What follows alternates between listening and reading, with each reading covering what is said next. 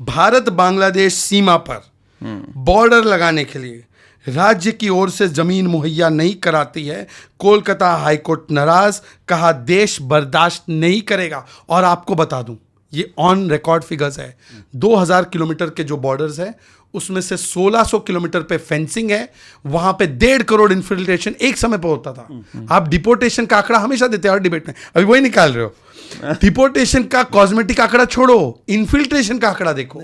उनके समय पर 1.5 करोड़ 2 करोड़ आ जाते थे, acknowledge by the then MOS home. आज एक नहीं आ पा रहा फ्रॉम एनीवेयर, असम, त्रिपुरा, केवल आ रहा है तो बांग्लादेश, बंगाल से आ रहा है, क्योंकि दीदी वहां पर उनके लिए दिल और जान और सब कुछ न्योछावर करने को तैयार है। और इसीलिए आशुतोष जी, अब इसी ऑब्जेक्टिविटी को अप्लाई करते हुए ममता बनर्जी तो 2005 में कागज फेंकती थी और बोलती थी यूपीए ने सारे घुसपैठिए बसा लिए, आने दिए। जब हम चिन्हित करके डिपोर्ट करने के लिए प्रक्रिया को शुरू करते हैं तो प्रक्रिया अपनाने नहीं देते हैं। फिर आप डिपोर्टेशन का आंकड़ा लेकर बैठ जाते हो पर इन्फिल्ट्रेशन का आंकड़ा नहीं बताते हो। बताइए। बोलिए सर। मान लिया कि नालायक थी यूपीए गवर्नमेंट, मान लिया कि है, नहीं मान लिया कि ममता बनर्जी की सरकार नालायक है बड़े पैमाने पर हो रहा।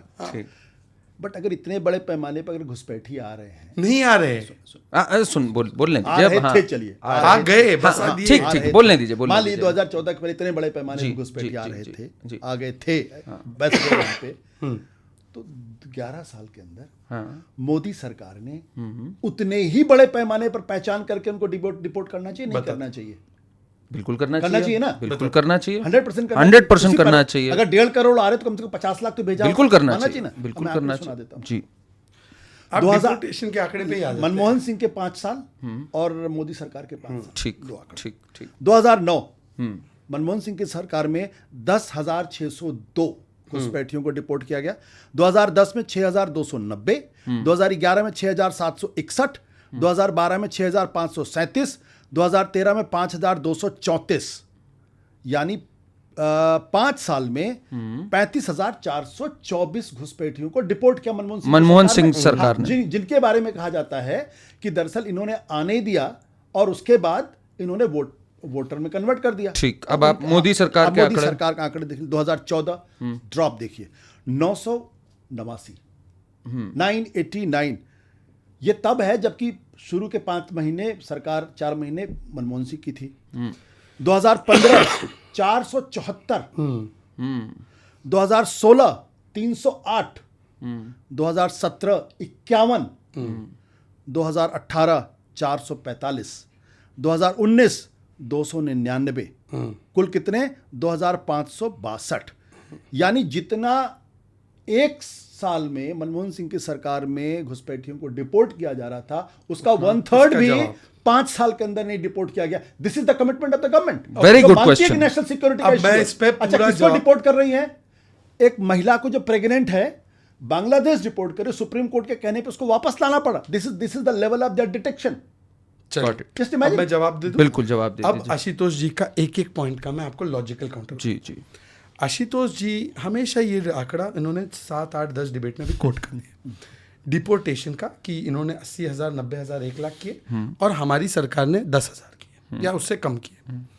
ये आशुतोष जी आंकड़ा बिल्कुल सही है, और ये इसलिए सही है क्योंकि आपने ये कंपेयर नहीं किया कि किसके ज़माने में कितने इन्फिल्ट्रेटर आ रहे थे। पहले तो आंकड़ा वो कंपेयर कीजिए, उनके ज़माने में कितनी फेंसिंग हुई थी बॉर्डर की, लेस देन 10%। आज कितनी फेंसिंग हुई है? 90%। उनके ज़माने में कितने आ रहे थे? 1.5 करोड़। आज कितने आ रहे हैं? 450 किलोमीटर छोड़ दो तो ऑलमोस्ट 0। इनफैक्ट आने ही नहीं देते। तो 1.5 करोड़ जो कम हुआ आना, उसको नहीं गिनेंगे आशुतोष जी आंकड़ों में, वो भी तो ऐड होगा ना हमारे डिपोर्टे। हम आने ही नहीं, सुनिए तो, जब आने ही नहीं दिया तो डिपोर्ट करने की बात ही कहाँ से हुई? तीसरी बात, आप बोलते हैं डिपोर्ट इतने क्यों नहीं किए साहब? इसलिए नहीं क्योंकि एक IMDT नाम का एक्ट बनाया था। IMDT एक्ट ने हटाने का नहीं, बसाने का काम किया। ये मैंने नहीं, सुप्रीम कोर्ट ने स्क्रैप करते वक्त बोला। और स्क्रैप किसने करवाया?